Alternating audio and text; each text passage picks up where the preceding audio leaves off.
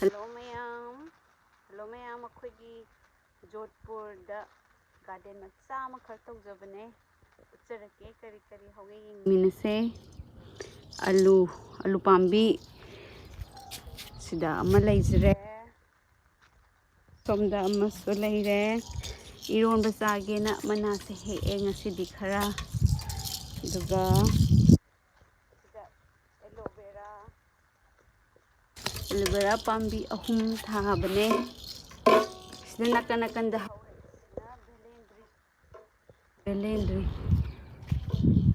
belendri macha hori daise na sawai pambi se homda khara hoge je laphu se pikna hogale nan chalene sida macha maru khara hunbani ngarang na han sisina pulaine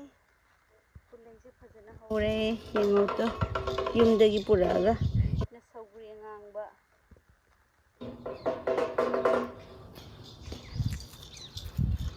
sina champra pambi champra se mapan sare pane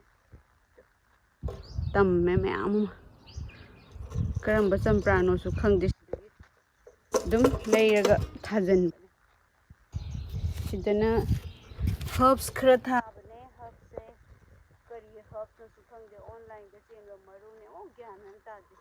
ida tabida shalakoi duna awathabi sisa hinau su pale hinau macha ahum pa khaja phadi maru khara hunjin bane awathabi pambi ama su leire the amaranthus angangba asangba punna thalinbane sita di tawre su haugadra hoidra khangde yumdagi puraga dum thajanbane na orange pambi fajare ya laphum horewa fajare somda balcony da kharaga lei smaina view se amachindagi smaina lei duga somda aigi balcony da khas lei aigi balcony se fajadra yendem se phare saugri su phare te to pakhara su thari auraga chauraga mulage isu saugri ma lei ida thabi kai ka dei singo sida su phajana sida kari pata khamen pambi smaina balcony da thabane somda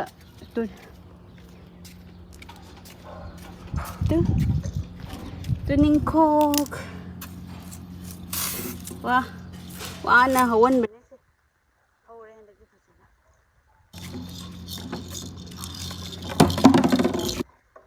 khare nakupi sidi yadre hai sai da thaba kam tapakna de sigare loina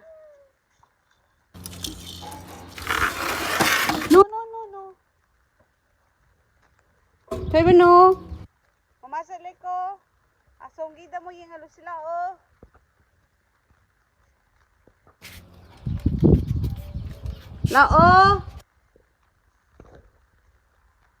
lao sida sulaye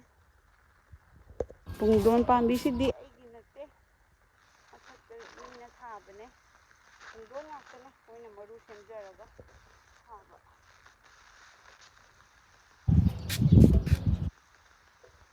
sida yam phajaba pambi am laye khaidagi pamjaba pambi to garden se hajarabne hojika yinga nungairabne saugri angang chawu nai threi de lei pambi amani khatane sida muro pan bisne phajari ꯃꯣꯔꯣꯛ ꯄꯥꯝꯕꯤ ꯎꯗ꯭ꯔꯦ ꯐꯖꯅ ꯃꯣꯔꯣꯛ ꯈꯤꯇꯪ ꯑꯃꯨꯛ ꯀꯥꯞꯄꯛꯑꯒꯦ ꯅꯣꯡꯃ ꯑꯃꯨꯛ ꯑꯗꯨꯗꯤ ꯃꯌꯥꯝ ꯉꯁꯤ ꯒꯥꯔꯗꯦꯅꯤꯡ ꯇꯧꯕꯤꯌꯨ ꯃꯌꯥꯝꯁꯨ ꯅꯨꯡꯉꯥꯏꯕꯅꯦ ꯋꯥꯈꯜ ꯅꯨꯡꯉꯥꯏꯕꯅꯦ ꯍꯦꯛꯑꯒ ꯆꯥꯕ ꯐꯪꯕꯁꯨ ꯅꯨꯡꯉꯥꯏꯕꯅꯦ ꯕꯥꯏ